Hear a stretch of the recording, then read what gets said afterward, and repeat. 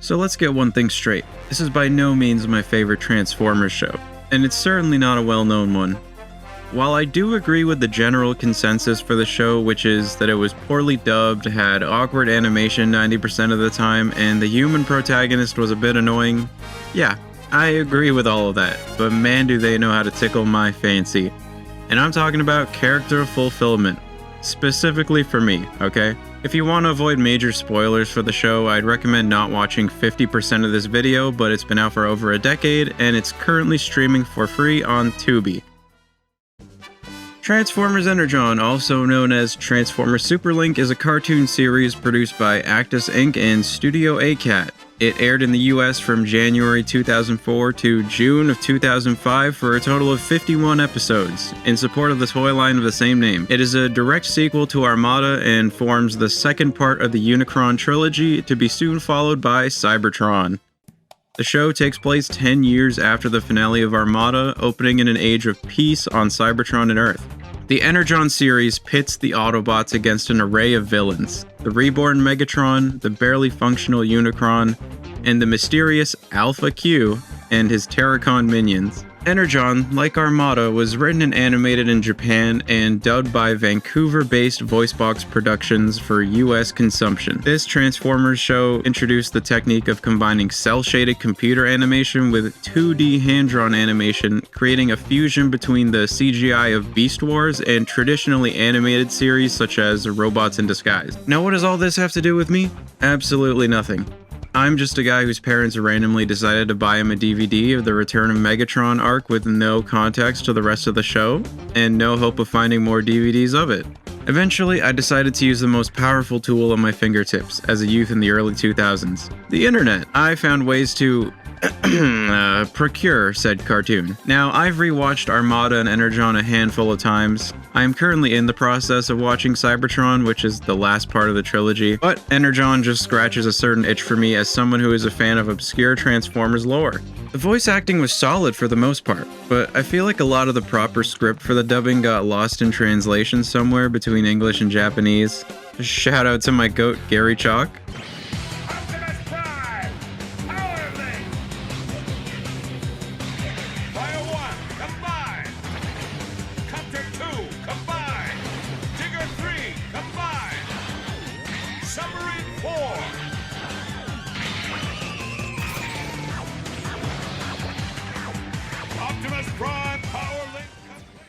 The consistency of the voice acting cast was nice, moving from Armada to Energon, or in my case, Energon to Armada, since I discovered the latter first. Not saying the dialogue was perfectly performed and written or translated, but more in the way that I like the consistent corniness. They knew how to balance that, at least for the most part. Give it up, Mirage! Give it up, Mirage! I don't think so. The Unicron Trilogy is most known in the community for the new flashy gimmicks they introduced, and Energon was no exception to that legacy. Armada had Minicons, Cybertron introduces Cyber Key powers, and Energon comes out with Energon stars and power linking. Hands down, the most Dragon Ball type shit I've ever seen in Transformers. They literally hit the Dragon Ball fusion every other fight. There are times when power linking seems kinda dumb and uncalled for, especially when the Autobots are severely outnumbered. I get that combining powers makes them stronger and whatnot, but let's say Hotshot is put in a situation with Inferno, where they're vastly outnumbered. You'd think that staying separate would be more beneficial, right? To cover more ground or something? Wrong. Do you think you're ready to link up with me now? Come on, let's super link! Right here? Right now? Just remember to synchronize your breathing, okay? Right! Ironhide! Jetfire! Prepare to... Super link! I did it! It really worked! They power link and become strong enough to take on a mob of enemies. The Energon stars were kinda cool when they were introduced. Raw Energon can only be handled by the Omnicons, who serve as the Autobots' allies for this series. The Omnicons are able to mold regular Energon into a power-up that kinda works like steroids. The Omnicons have very little lore explained about them. I feel like they are supposed to be this iteration's minicons, but then again, minicons still make brief appearances in this show. These guys are essentially the Autobots' pit crew and medics. They do sometimes get a chance to shine though, but man, they all look the same. As someone who's a big fan of characters like Jetfire and Rodimus, it's truly sad to say that it's rare when we get decent screen time or any depiction of them as characters in most Transformers media. Rodimus was really only a thing in G1. They kind of forgot he existed for a while in terms of media, which sucked for me until I saw him make his first appearance in Energon. To my understanding, he doesn't hold the rank of Prime in this continuity because they never say Rodimus Prime, just Rodimus. Anyways, it was nice seeing him in something that wasn't G1. He actually looked like and acted like a battle-seasoned warrior.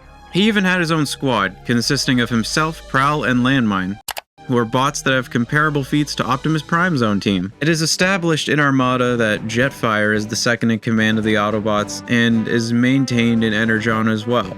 Once Rodimus showed up and stuck with Optimus and his main crew of Autobots, most of the second-in-command duties got poured on him, and Jetfire felt a little less special. But Jetfire was more relevant in Armada in my opinion, and also had a much cooler design. You can call me Jetfire, second in command of the Autobots.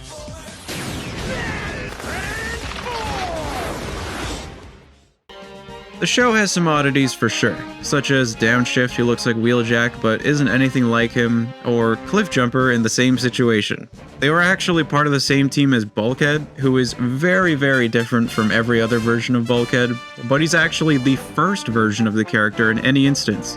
I'm really glad they kept the green color. The main Autobot crew consisted of Optimus Prime, Jetfire, Inferno, Hotshot, and Ironhide. I won't lie, all of them suffer from one thing: color palette variety, or lack of it. There's just too much red and blue.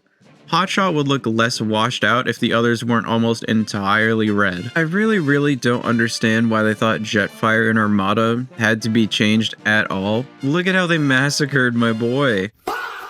Same goes for Optimus. In tradition to Armada, this Optimus also has a super mode transformation. And you know what? It's not terrible as a base Optimus design. The actual base Optimus is kind of ugly in comparison. However, he does get cooler fusion type power-ups later on, so I won't dwell on that too much. Spoiler, most of the Autobots end up getting minor appearance changes later on in the show.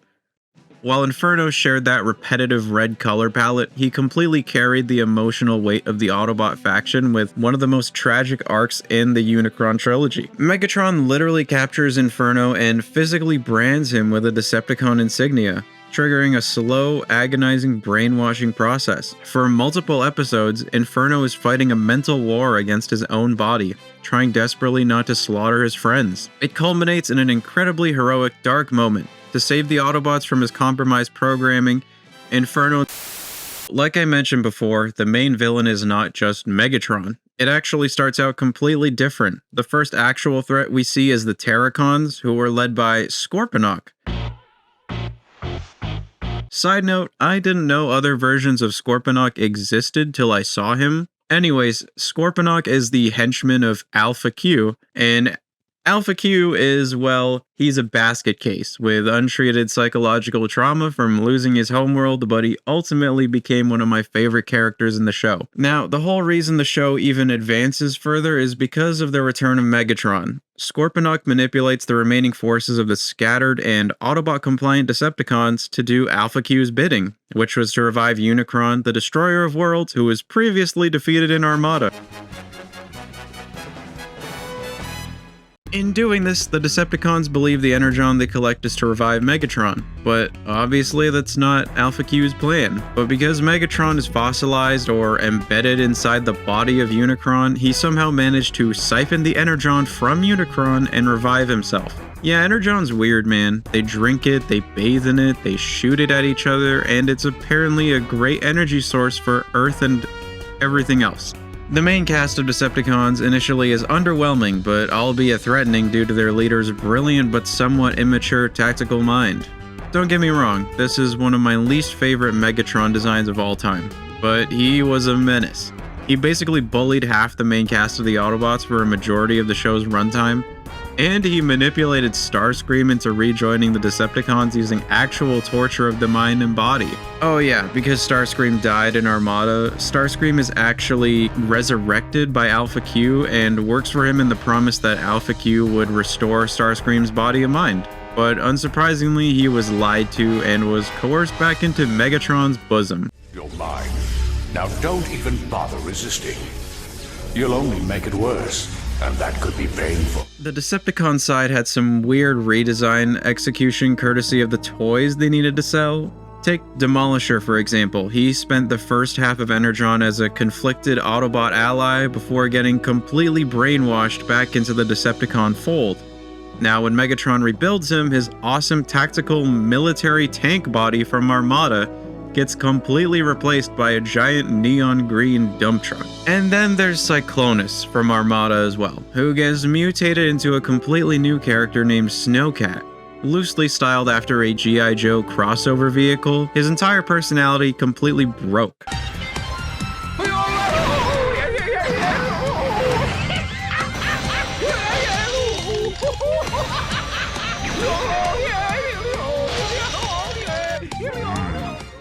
He became a snowboarding, ski goggle wearing, yodeling psychopath. This is exactly the kind of unhinged jank that makes this show so unforgettable.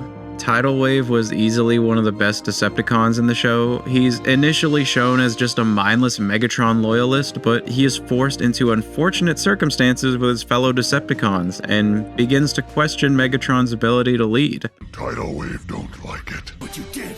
You made me miss. No, Shock Blast is a bad shot. Oh, really? Transform! And you are heavy. I told you to stay out of my way. Shock Blast! Get off him right now! Besides that, he has a transformation of his own later on that makes him 2 times more badass in my opinion. You've done enough damage for today, Mirage. Now, let's talk about Shock Blast. He deserves a video just for himself. As a later addition to the Decepticon roster, he is an absolute menace on par with Megatron. I think he actually might have the highest body count in the show. I've come under orders of Megatron to let you out and escort you back to him. There won't be any need for that. Anyways, he's so mentally deranged that even the other Decepticons didn't feel comfortable around him, so he got locked in a maximum security cell in a Cybertron prison, which accidentally led to the biggest crash out / revenge arc in the Unicron Trilogy, and possibly in all of Transformers. I don't know. Enough blubbering! Once a wimp, always a wimp! Now, the overall plot of Energon is very continuous for the most part. We want Energon and they have it. As someone who likes to overanalyze films and TV shows and try to find deeper meanings, I think this show actually has something to offer in that regard. Optimus is still shown to be a leader, but a much more flawed one at that. And that's okay. It was interesting seeing a slightly irrational version of Optimus, but I'm pretty sure there's instances where Rodimus is a better leader in a situation instead of Optimus. But that's what I really liked about this show. It wasn't always Optimus had to lead. Other characters got chances to shine in leadership roles, even if they were brief. Ironhide, I want you to act as an operative to lead the Omnicons in a rescue mission for Bulkhead and the others. You got that, soldier? I get my own team? The main point I took away from this show was you don't have to shoulder every burden alone. Time and time again, the Autobots, hell, even 1 or 2 Decepticons demonstrated this point. Except Shock Blast. That guy needs therapy. Like, today.